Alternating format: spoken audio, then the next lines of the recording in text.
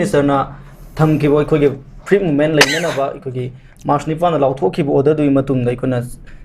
free movement chatlura bus chatlura matungda mai tharaga talakhiba chatpa ngamhandana laikhiba aikoge Union Home Minister amna thamgibo wafam ase thabak ono onthokpa ngamgidaba maduda yekai thingaiba pirakhiba security matik sana leira fauda sigumba fibam ama ohenkhibasina Union Home Minister na thamle wafam sida miyamna kadai fau thajaba thamgadori aduga huji leiriba PR sida kogi shanti purukna bugidam mingda thamle PR siga hanagi leikriba palamba government na leigiba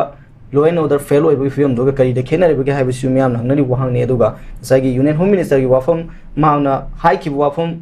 ayada kan pirakla fauda action amta lokhatta sida kamai yembe ai masih mentang ai ngasai hai jagre ko ngasai hai jagre ko hojiki keno je akhoi gi hajik leiriba manipur gi hojik leiba pibam jida buffer zone ji kanana create tawino kanana sembano buffer zone lalan ri kanana no indigenous people na kanani maki moina somda land game su lanan daba somda su lalan daba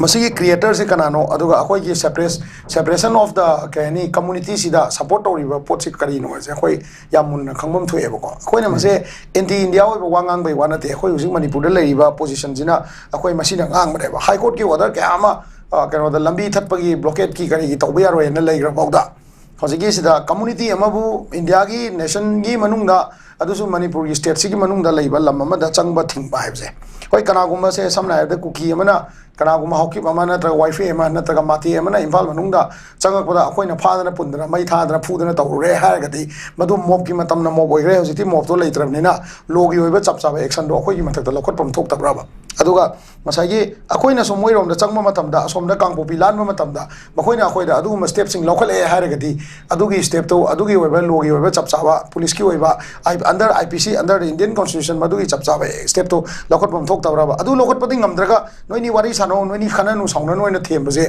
community ani dugi marakta ngasagi community ama akoina yaningdriba pot oibasu yaroi do pot to pukhalangnaba table ama sembaga chapmana heba masi pot ko anga ngasagi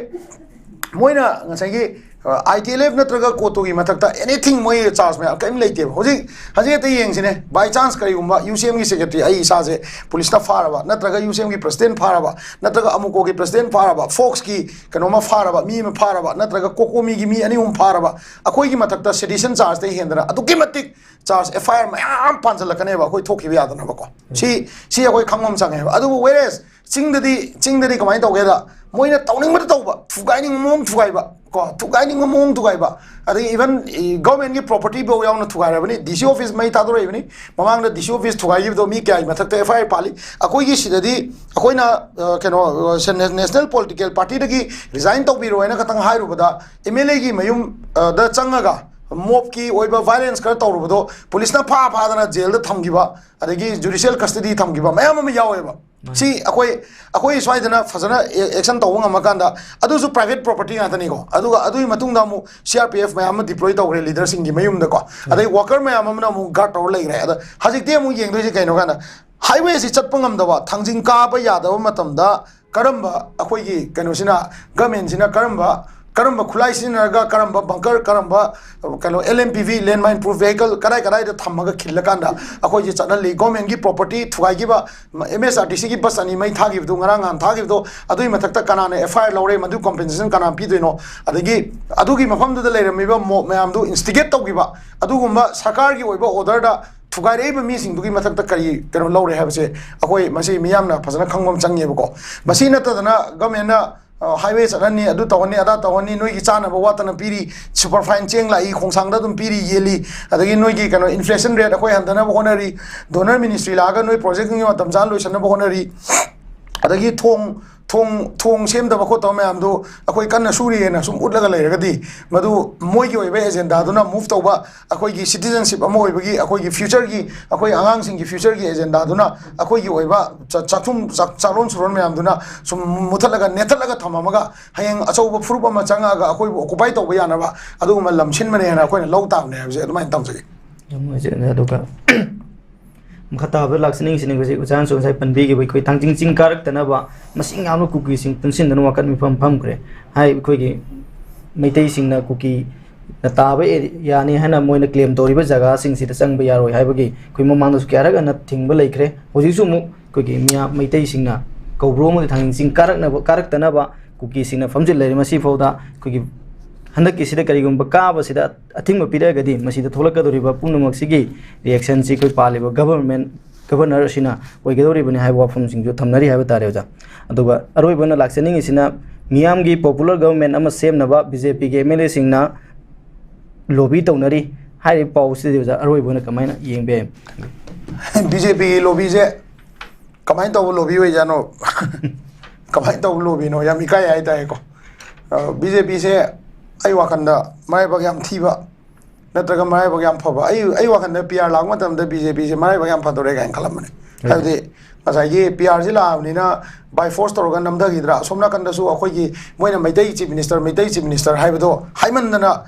कनो central government थाजरगा मैतई की chief minister से step down तौहलगांदा N Biren Singh से step down तौहलगा मोई ma'am याब even I वाखंदी Tankul की नागा है कोई तांकुल साइड की अखोई सर्वसुम मोई लेरी अतई मैम लेरी लीडर को मोई मैम अखोई मैम खलग ममांग संगेसिंग ओलमेदको अदगी अलीमुद्दीन ओरमे अखोई इवन कनो मैतई पागन बहुत खलग क्राइसिस से डिजोल्व तौनब होनरकद्रा पॉपुलर लीडर पीरकद्रा खलमनेको अदो मसी पॉपुलर लीडर पीबसे अखोई कहीं लीडरशिप मुनबगी हाइगद्रा नत्रगा अखोई मतंग चादब हाइदरा पीरक्तरमनिना बीजेपी से मराय याम थीबा पॉलिटिकल पार्टी अम ओइदोरे अदुदे अमु खर फगदरा खलमना अमित शाह मसाना का लाउथोरक्तना मणिपुर फ्री मूवमेंट लेरनी खोलनी गाय लाउथोरक्तना लाउथोगा मा कनो तौरकाना माना साउदना मु नुंदावरमदा स्टेटमेंट थोलपदको condition union home minister even 100 crore people की हेनबा मियाम